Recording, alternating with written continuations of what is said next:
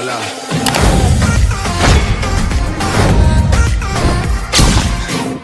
Hey guys, it's girl LA in LA, and today's video is interesting, okay? Today's video is all about some microaggression, racism towards me and my peers, my fellow black students at my high school. So this is gonna be a really, really good one. If you have been part of this story and you heard a story that I potentially told that was about you, I'm so sorry that, I had to drag you for a second, but enjoy this video because it's kind of really fun. I literally got ready and told you guys like the racist stuff that happened in my life. So definitely keep on watching, guys. I'm going to kick this video off by starting with my edges. Before I tell you any stories of racism that I actually face myself or stories that were posted on the page that was created recently, I want to give you a little background story as to why the page was even created to begin with. This page, Loyola Speaks Out, was created by a bunch of students that went to my school. And so this page was really devised to help people of color, people of minority groups, of the LGBT community to just come out, speak out about their stories, including also like low-income students, but basically just anybody who felt that they were discriminated against based on an entity that they can't control, either their finances or their race or their gender or their sexuality. I'll do my best to not only tell stories about myself, but also definitely go into the Loyola Speaks page and kind of read you guys some of those posts just so y'all get an idea of what we're dealing with. I'm just gonna say now that it's not pretty, but I think it's, again, really, really important for everybody to learn. So stay tuned for that. Let me just finish this.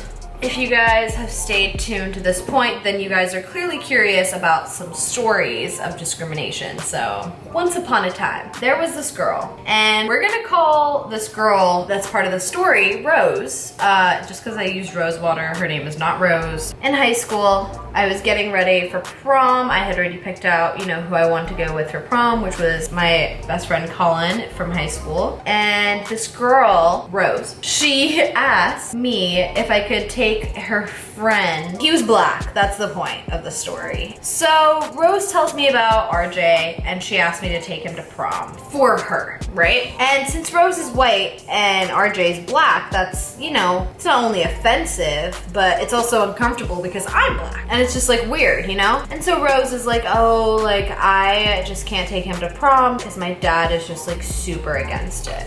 And I'm like, okay, well, I'm taking Colin, so, that sucks, but, that's what's happening. And she was like, oh, okay. I think she, really quickly recognized that what she was asking was just, really weird. So, yeah, that happened, and it was just really uncomfortable, really weird. Like, imagine being the only black girl, and, again, I was kind of the token, if you will. Anyways, I don't hold regrets, Rose, if you're watching this. We're good, but maybe just don't ask people if they can take your black friend to prom for you because you can't, because your dad's basically racist. This is truly an interesting video, especially if you're somebody who went to my high school / knows the story / was part of this story. Very awkward for you, honey. And that was my senior year, by the way, that story that I just told you guys. So we're starting kind of backwards and moving our way down. The younger you are, the more ignorant you are, I guess. Okay, so that was the first story.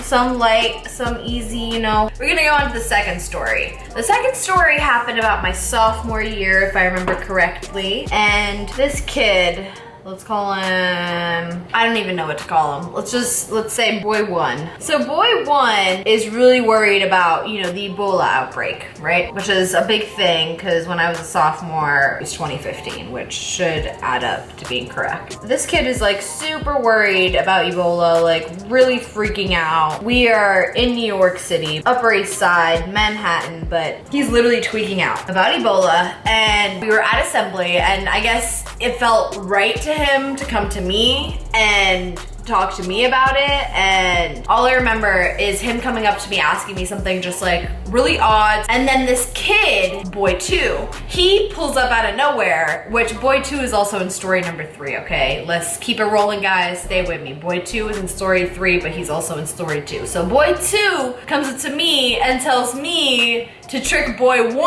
and tell him that I have Ebola, just to see his reaction. Like, basically without my consent, boy 2 rode that to the sunset and basically started spreading rumors about the fact that I have Ebola, quote unquote. Boy 1 thought I had. Not only did boy 2 condone it, but so did boy 3, boy 4, boy 5, girl 1, girl 2, girl 3, girl 4, girl 5. Literally the entire class. My best friend, Ariella, the other and only other black girl in my class, and my best friend. Like, basically just don't trip about it. We'll deal with it. We'll figure it out. And it kind of fizzled out, you know, the way rumors did in high school, but it was just the oddest thing. Coming out from middle school, from the Lower East Side, I thought like the Upper East Side, you know, would be a little bit different. Again, I had just moved from Tanzania at this point, right? So I'm still like a newbie. I'm just like, everyone's accepting and loving and nice and kind, and clearly that's not exactly the situation, but I literally almost forgot about it. But like, it happened, you know what I mean? I shouldn't,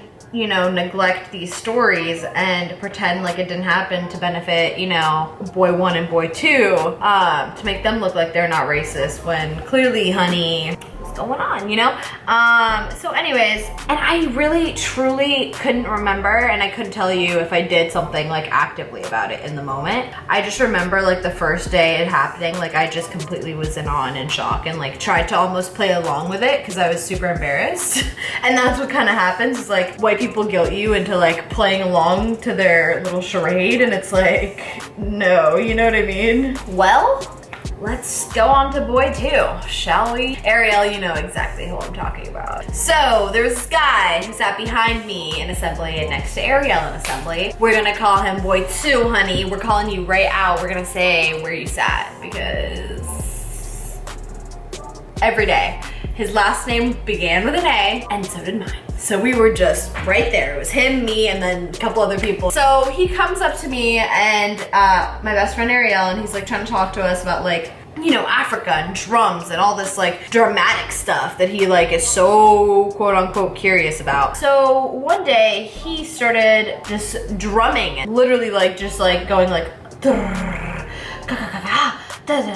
and like start talking about like mud huts and like all this stuff, and like he was so interested, but it was like a fake interest, you know, when people are like, oh my god, like I really want to know, but it's like it just, you can tell when somebody's like genuine and wants to actually learn about a country, or just wants to like actually make fun of it and make fun of, you know, either you for being from there or knowing about it or whatever it is. He would bring up just a bunch of unnecessary things just to rile me or to rile Ariel up. And, you know, he would always say like, Ariel, you're African. And it's like, no, like she was straight up Haitian, and not was, is. And so it was just like really annoying for him to bring up like, you know, I get it. Like, no, I don't get it actually, because that was not okay. In the moment, I feel like I tried to make it seem like it was fine, but there were just so many things that went on in my high school that I did that with, and I know a lot of people of color did too. Him just trying to discriminate and trying to like group, you know, all people of color together and say like, oh, you're Africans. It's like, there's so many different types of people of color, dude. Like you can't just like, you know, one and done. And I just don't know. Yeah. So that's the story on boy 3. So now that I'm basically done with my eyeshadow, let me just do my eyeliner real quick, and then my mascara, and then as I do my foundation, I will read you guys a couple things from the Loyola Speaks page, and I will install my wig, and then this look should be complete.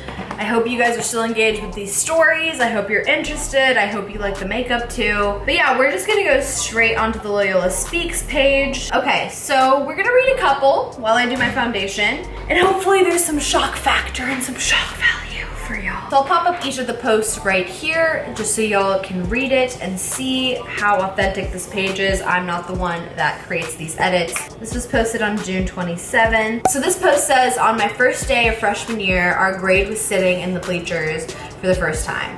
As we all talked and introduced ourselves, a boy sitting a row behind me said, "I need to get a haircut. I look like a lesbian." I asked him why, and he joked that his hair was crooked and dirty, like a lesbian's haircut. That was my introduction to ignorance and offensive comments at Loyola.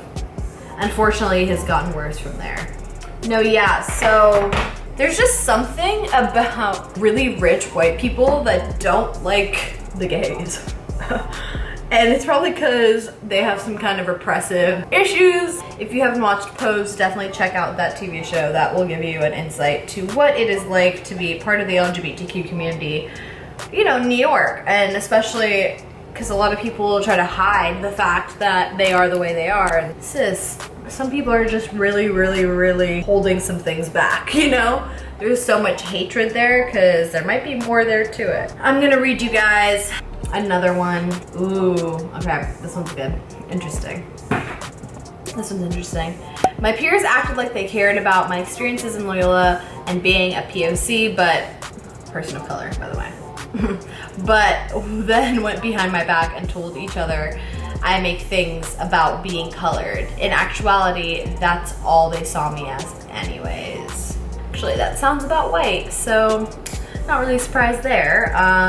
So y'all see how I've laid everything. So this is kind of what I do with a wig that either is synthetic or just doesn't have the baby hairs that I want, but is the same color as my hair. I'm gonna read another one, y'all. Ooh, this is a good one. I've noticed a lot of hypocrisy at Loyola, especially when it comes to activism, specifically when it comes to racism or inequality as a result of race or income. Or income, that's what it should be, but yeah, same thing, whatever. White students will say in Christian service class that racism is a problem and as a society we need to fix it, but then we'll go and say the N-word in the comments and say that systematic racism is a myth. My high school was kind of trash at dealing with a lot of situations. Doing your edges under a wig is definitely the way to go because some of these wigs be trapped by you. This came out way better than I expected. Again, obviously we had to put a band over the wig because we didn't want to lay her, but this is a glueless method that literally anyone can use, okay? This is basically the look. And the best part about this is whenever I feel the wig is snug, I just tuck that. Just that little tuck. That should do me perfect. One last Loyola Speaks Out. During my sophomore and junior year, we would have those Is This Offensive talks in which students would address several racist, homophobic, sexual slurs they have heard being thrown around at Loyola. The point of these talks is to address the language that is being used in the school and how we are as a community should do better. Unfortunately, there have been a lot of snide remarks and several get over it or stop being sensitive statements during the presentation. Some of these remarks came from students in my class and I was shocked and appalled to hear them despite all the efforts these students went through to address these issues, and the microaggressions got worse.